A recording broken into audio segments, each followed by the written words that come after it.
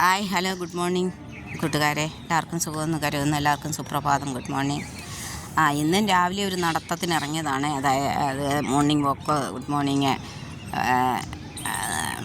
രാവിലത്തെ നടത്തം അതിനിറങ്ങിയതാണ്. ഈ പാർക്കിൽ വന്നു നടന്നിട്ട് യോഗയൊക്കെ ചെയ്തിട്ട് ഇപ്പോൾ അതുപോലെ ഇങ്ങനെ ബെഞ്ചിൽ വന്നിരിക്കുകയാണ്. അപ്പം നിങ്ങൾക്ക് എത്രയോ പേര് വന്നിങ്ങനെ പാർക്കിൽ വന്നിങ്ങനെ യോഗ ചെയ്യുന്നു.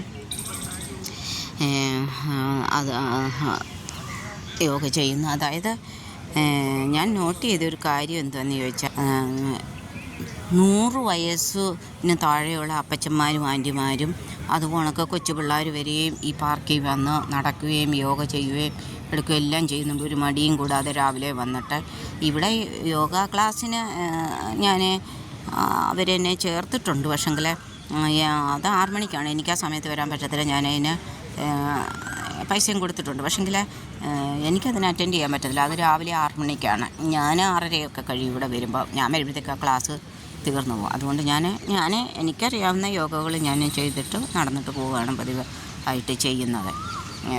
അപ്പം ഇതുകൊണ്ട് നല്ല ഒരു നമ്മൾ സമയമില്ല പിന്നെ മടിയാണ് പ്രധാനമായിട്ടുള്ള കാരണം.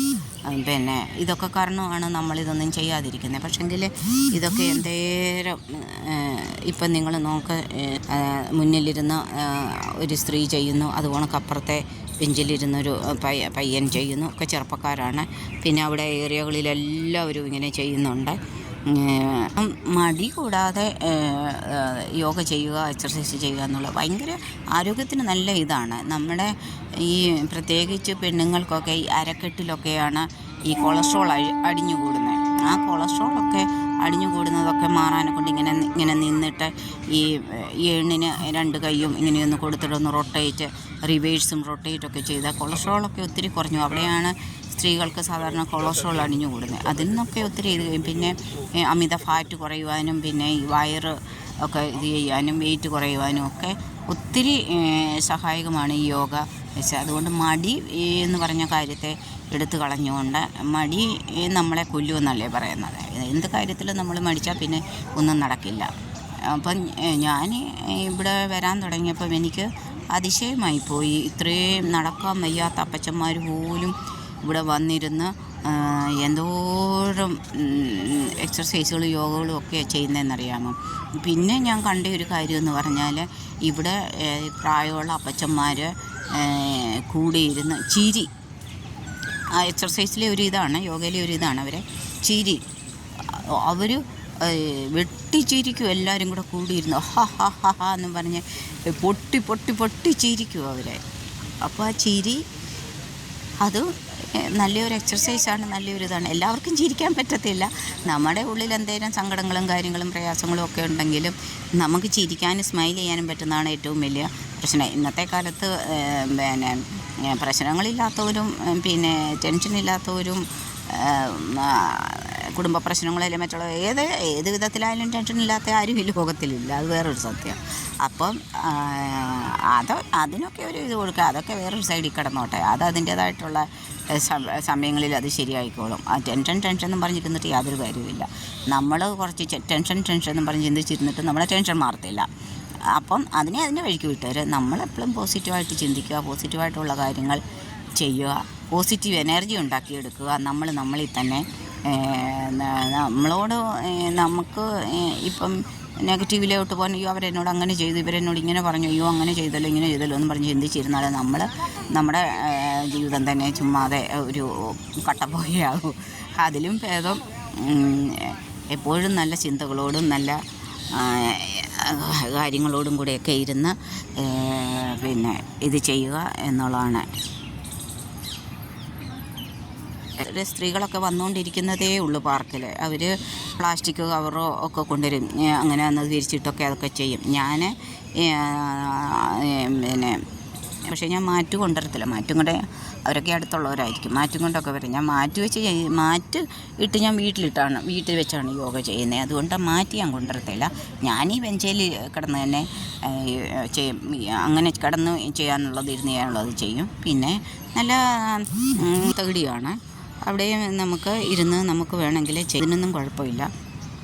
പിന്നെ കണ്ടോ, സ്ത്രീകൾ പ്ലാസ്റ്റിക് വിരിച്ചിട്ട് യോഗ ചെയ്യാൻ പോവുകയാണ്. കണ്ടോ, ഇന്നിപ്പം പിന്നെ ജോലി ദിവസം ആയതുകൊണ്ടാണ്. പിന്നെ ഈ സാറ്റർഡേ സൺഡേയിലാണെങ്കിൽ ഭയങ്കര ആളാണ്. ഇന്നിപ്പം പഠിത്തമുള്ള ദിവസമായത്, ഓഫീസുള്ള ദിവസം ആയതുകൊണ്ടാണ്. അല്ലെങ്കിൽ രാവിലെ ഭയങ്കര തിരക്കാണ് ഇവിടെ. പിന്നെ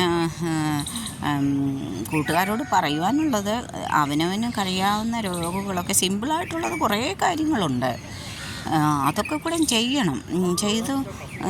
യോഗകളും ചെയ്ത്, എക്സസൈസ് യോഗകളൊക്കെ ചെയ്ത്, രാവിലെ എണീക്കുമ്പോൾ ചായയും കാപ്പിയും കുടിക്കാതെ ചെറു ചൂടുവെള്ളം കുടിക്കുകയും ഒക്കെ ചെയ്താൽ കോൺസ്റ്റിപ്പേഷനൊന്നും ഉണ്ടാകത്തില്ല.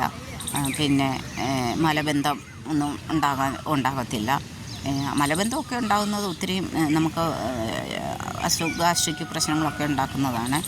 അതുകൊണ്ട് രാവിലെ എണീക്കുമ്പോൾ നല്ല ഇച്ചിരി പല്ല് തേക്കുന്നതിന് മുമ്പേ ചെറു ചൂടുവെള്ളം കുടിക്കുക. അത് കഴിഞ്ഞിട്ട് ചായ കാപ്പിയൊക്കെ ആകാം. പിന്നെ ചെയ്യാവുന്ന എക്സർസൈസുകൾ, യോഗയൊക്കെ ചെയ്യുക. മടിച്ചിരിക്കാതെ മുന്നോട്ട് വന്ന് പോസിറ്റീവ് ചിന്തകളോടെയും പോസിറ്റീവ് തോട്ട്സുകളോടെയൊക്കെ കൂടി ഇതൊക്കെ ചെയ്യുന്നത് നമ്മുടെ ശരീരത്തിന് ഒത്തിരി നല്ല അസുഖങ്ങളിൽ നിന്ന് നമുക്ക് വിടുതൽ ലഭിക്കുന്നതാണ്. ഒത്തിരി അസുഖങ്ങൾ നമുക്കിത് കാരണം മാറിപ്പോകുന്നുണ്ട്. ഇപ്പോൾ ഇത്രയും പ്രായമായിട്ടും ദൈവത്തിൻ്റെ അനുഗ്രഹത്താൽ, ദൈവത്തിൻ്റെ കൃപയാലും പിന്നെ ഇന്ന് വരെ കാര്യമായ ഒരു അസുഖത്തിനും മെഡിസിൻ കഴിക്കുന്നില്ല. ബിപിയോ ഷുഗറോ ഒന്നും തന്നെയില്ല. അത് എൻ്റെ ആഹാര രീതിയും പിന്നെ യോഗ എക്സർസൈസും ഒക്കെ കാരണമാണ്. മീറ്റും മട്ടനും ചിക്കനും ഒന്നും കഴിക്കാറില്ല. ചെറിയ മീനുകൾ മാത്രമേ അങ്ങനെ കഴിക്കാറുള്ളൂ. നേരത്തെ ഫുൾ വെജിറ്റേറിയൻ ആയിരുന്നു. ഇപ്പം വിവാഹത്തിന് ശേഷം ഇച്ചിരി ചെറുമീനുകളൊക്കെ കഴിക്കാൻ തുടങ്ങി, അത്രയേ ഉള്ളൂ. അപ്പോൾ വെജിറ്റബിൾസിനോടാണ്, പച്ചക്കറികളോടാണ് താല്പര്യം. പിന്നെ പച്ചക്കറികൾ കഴിക്കണം. പിന്നെ വെള്ളം ധാരാളമായിട്ട് കുടിക്കണം. ഈ സോയാബീനൊക്കെ ആഹാരത്തിൽ ഉൾപ്പെടുത്തണം. പയറുവർഗ്ഗങ്ങൾ ഉൾപ്പെടുത്തണം. ഒക്കെ നമ്മുടെ ആരോഗ്യത്തിനൊക്കെ നല്ലതാണ്. ഒരു സാധാരണ സ്ത്രീകൾക്കൊരു 35 വയസ്സ് കഴിയുമ്പോൾ തന്നെ കാൽസ്യത്തിൻ്റെ കുറവ്, മുട്ടിന് വേദന, കാരണം അവരിലാണല്ലോ ഈ പ്രസവം അങ്ങനെയുള്ള കാര്യങ്ങളൊക്കെ നടക്കുന്നത്. ഹോർമോൺ ചേഞ്ചസ് അങ്ങനെയുള്ള കാര്യങ്ങളൊക്കെ അവരിലായിരുന്നു വരുന്നത്. അത് കാരണം അവർ കൂടുതൽ ശ്രദ്ധിക്കണം. കാൽസ്യം അടങ്ങിയ ആഹാരങ്ങളൊക്കെ കഴിക്കുവാനും എടുക്കുവാനും, പിന്നെ ഈ നടത്തവും പിന്നെ ഈ യോഗയൊക്കെ ഒത്തിരി അവർക്ക് ഗുണം ചെയ്യും. പിന്നെ രാവിലെ ഇപ്പം ജോലിക്കൊന്നും പോകാത്തവരാണെങ്കിൽ രാവിലെ ഇച്ചിരി നല്ല വെയിലേൽക്കുന്നത് നല്ലതാണ്. രാവിലെ ഒരു 6 മണി, ഒരു 8-8:30 വരെയുള്ള വെയിൽ നല്ലതാണ് ഏൽക്കുന്നത്. എന്ന് വെച്ചാൽ അതിൻ്റെ വൈറ്റമിൻ ഡിയുടെ കുറവൊക്കെ ഇച്ചിരിയൊക്കെ മാറിക്കിട്ടും. പിന്നെ എപ്പോഴും ഞാൻ പറയുന്ന കാര്യം എന്താണെന്ന് വെച്ചാൽ, ചിന്തിച്ച് നമ്മളെ ഈ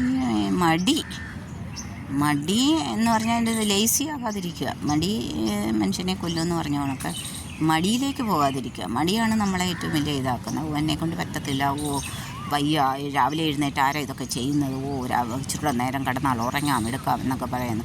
എന്നെ സംബന്ധിച്ചെന്ന് പറഞ്ഞാൽ, ഞാൻ ജോലിക്ക് പോയാലും ജോലിക്ക് പോയില്ലെങ്കിലും വീട്ടിലിരുന്നാലും അവധിയാണെങ്കിലും എല്ലാം ഞാൻ രാവിലെ 5:20 ഞാൻ എണീക്കുന്ന കൂട്ടത്തിലാണ്.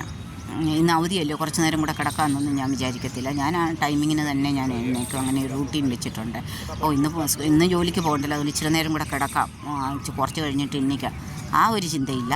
ജോലി ഉണ്ടെങ്കിലും ഇല്ലെങ്കിലും, അവധിയാണെങ്കിലും ഡ്യൂട്ടിക്ക് പോകണമെങ്കിലും എല്ലാം ഞാൻ 5:20 ഞാൻ എണീക്കും. എൻ്റെ അലാറം 5:20 എണീക്കും. അതൊക്കെ മടി കൂടാതെ നമ്മൾ ചെയ്യുമ്പോൾ നമുക്കൊരു പോസിറ്റീവ് എനർജി നമ്മളിലുണ്ടാകും. അതുകൊണ്ട് കൂട്ടുകാരോട് പറയാനുള്ളത്, എല്ലാവരും അവരവരെ കഴിയുന്ന ആഹാരത്തിലെ ക്രമരീതികളായാലും, പിന്നെ സ്ത്രീകളോട് പ്രത്യേകിച്ച് ഈ കൊഴുപ്പ് ഒഴിഞ്ഞുകൂടുന്ന, അരക്കെട്ടിന് ഒഴിഞ്ഞുകൂടുന്ന ഇത് മാറിക്കിട്ടാനൊക്കെ ഒക്കെയുള്ള അതാണ് ഈ ഏണിനെ പിടിച്ചുകൊണ്ടുള്ള ഇങ്ങനെ റിവേഴ്സ് റൊട്ടേറ്റിങ് ചെയ്യണം. ചെയ്യാവുന്ന കാര്യങ്ങളൊക്കെ ചെയ്യണം. മടി വിചാരിക്കരുത്. പിന്നെ എനിക്ക് പറയാനുള്ളത്, മടിയിലേക്ക് പോകരുത്. എല്ലാവരും മടിയില്ലാതെ കടന്നു വരിക. ഓക്കെ, എല്ലാവർക്കും നല്ലൊരു ദിവസം ആശംസിക്കുന്നു. നമസ്കാരം.